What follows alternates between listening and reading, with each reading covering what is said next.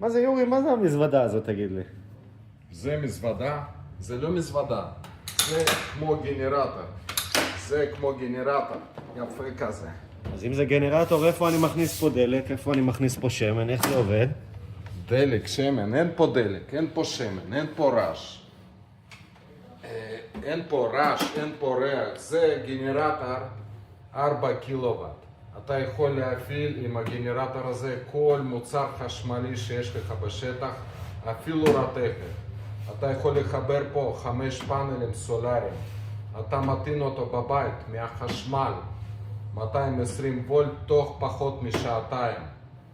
ואם אין לך חשמל, אתה מטעין את זה עם פאנלים סולאריים. אתה יכול לקחת אותו איפה אתה רוצה, עם גלגלים. דלתא פרו 3. רגע, ומה לגבי האחריות? מה אני מקבל פה בעצם? אחריות 3 שנים מלאה עד הבית. רגע, לא, מה, אני צריך לקחת עכשיו, לסחוב את הדבר הזה עד לאחריות, או ש... עד הבית, בא אליך הביתה לטפל בזה. וואו. כן. אחלה מוצר. אבל אני רואה, יש פה גם צג דיגיטלי. צג דיגיטלי, 4 כניסות של החשמל. אתה יכול לחבר פה מנהרת זיתים אפילו. יש לך פה כניסה לשקע כחולה. יש כל מיני כניסות פה.